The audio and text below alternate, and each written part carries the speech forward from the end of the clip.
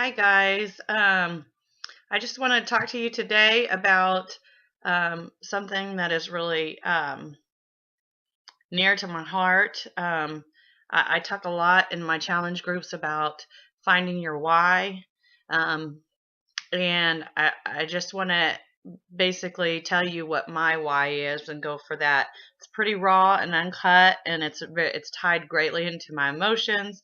I was trying to practice before I got here, and I got a little emotional, so you'll have to forgive me.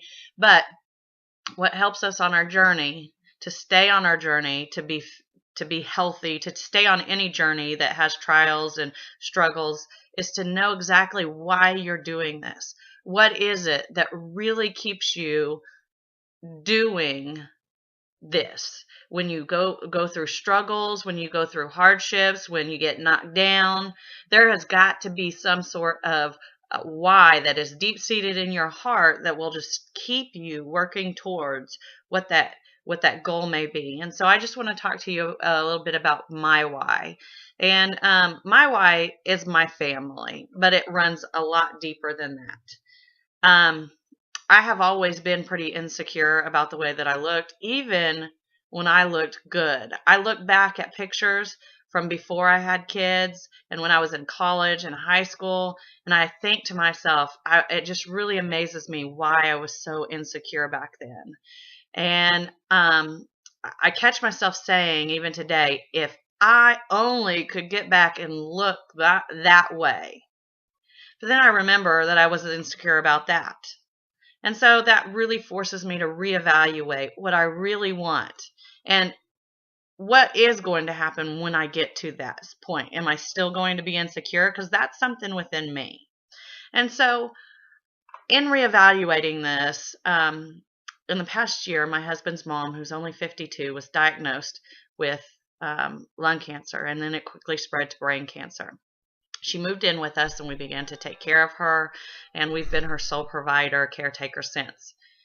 And it is so hard to see someone you love decline in health and go from a strong, independent person to someone who is totally dependent upon others to even move around.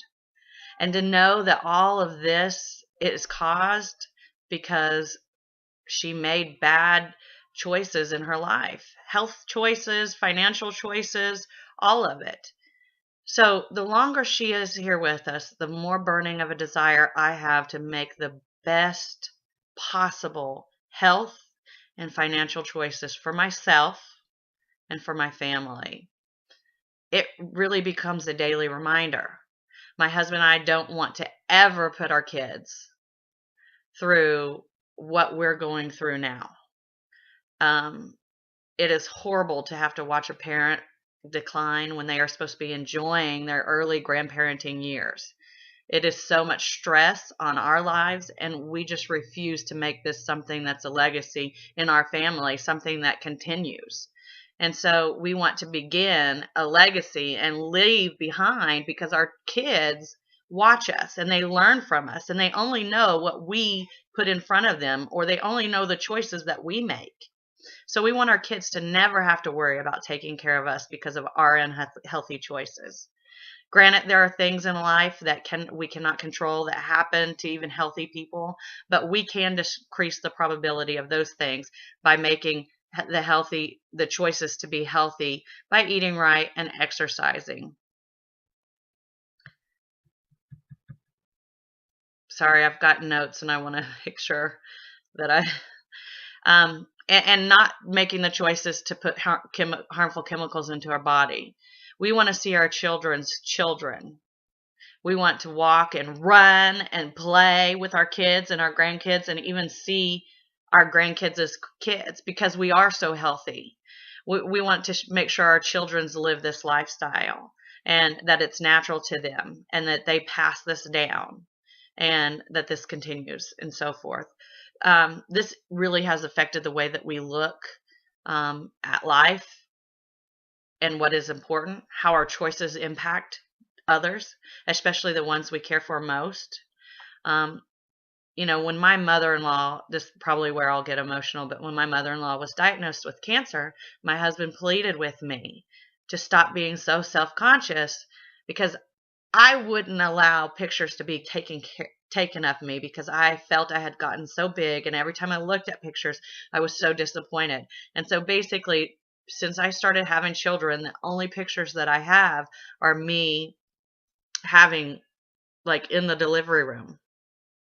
And his mother is this way. She won't allow, even though she was skinny and beautiful, she wouldn't allow anyone to take pictures of her.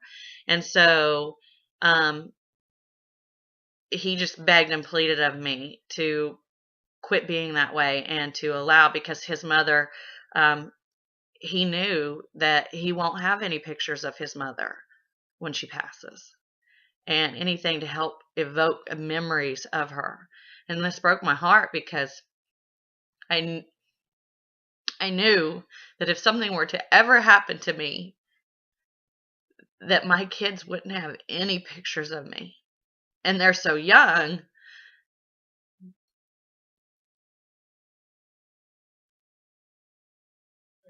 that they may forget about me, because I had this idea that I didn't want pictures taken of me. And I saw his heartache and how it broke his heart that that's something. And he asked me, please, please, allow that to happen. I'm so sorry. I told you. And so that day I decided that I was going to stop being so self-conscious and definitely start taking pictures with my kids. But I was also going to do something that would make my life healthier, that would allow me to feel confident when I did have pictures taken. And so we do not want this for our kids at all. Our why, my why, goes way beyond me, but it has to begin with me. Because if I don't start to commit to this health journey now, there is so much at stake. I am not willing to sacrifice my kids' future for my present desires and show them that making unhealthy choices is okay. A friend of mine posted one day that about being a good steward, and that's my mission. The Bible tells us that we are supposed to be good stewards of everything, and so mine is to be the best possible steward of my body first, and then finances, and that will pass on. So my why is to leave a legacy of a healthy family, to be able to take pictures with my family and feel good about it. Thanks for listening. I hope you guys get this and see how deep seated it should be in your heart. All right, talk to you guys later.